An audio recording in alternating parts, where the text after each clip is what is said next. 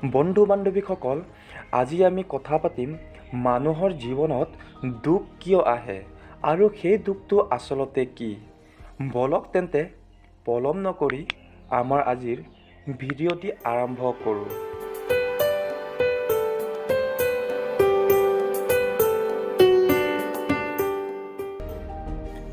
দুখ দুখ আচলতে কি?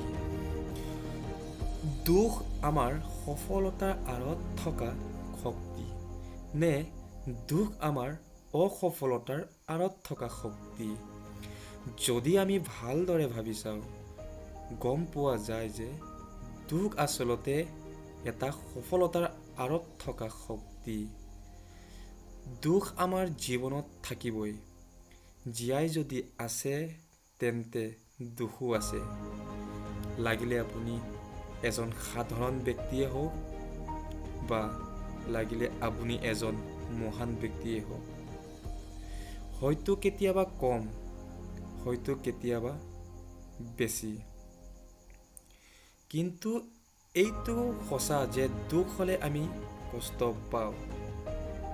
যদিহে আপুনি জীৱনত সফলতা লাভ কৰিব বিচাৰিছে, তেন্তে দুখ এটা জীৱনৰ অংগ বুলি ভাবি লওক আৰু দুখৰ ৰাস্তাইদি গৈ দুখক প্ৰত্যাহ্বান জনাই নিজৰ লক্ষ্যত উপনীত হোৱাৰ বাবে চেষ্টা কৰক।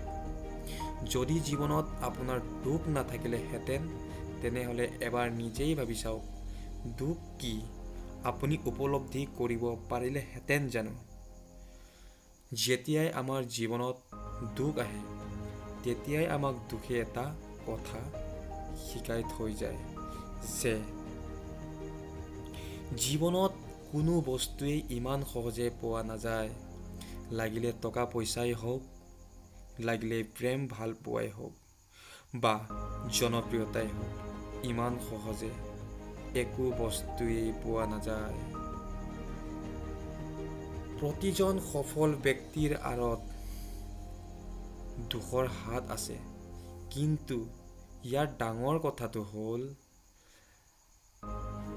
আমাৰ জীৱনত যেতিয়াই দুখ হয়, তেতিয়া আমি কি প্ৰতিক্ৰিয়া কৰোঁ?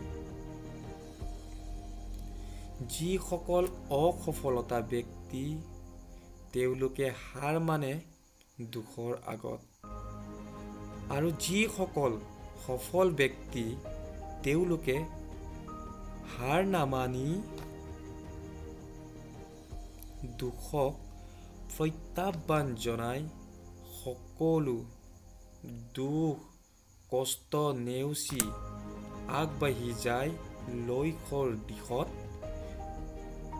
এটা কথা সদায় মনত ৰাখিব যে আপুনি দুখৰ পৰা যিমান পলাই থাকিব বিচাৰিলেও আপুনি কেতিয়াও পলাই থাকিব নোৱাৰে।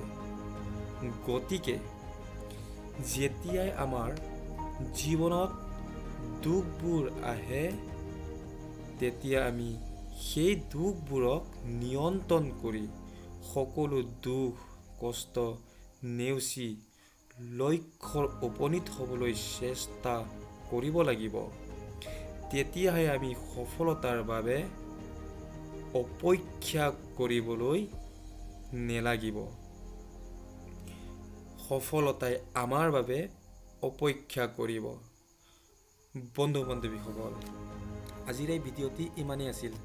যদি ভিডিঅ'টি চাই অলপমান হ'লেও ভাল লাগিল, তেনেহ'লে এটা লাইক কৰিব, কমেণ্ট কৰিব, বন্ধু বান্ধৱীলৈ শ্বেয়াৰ কৰিব।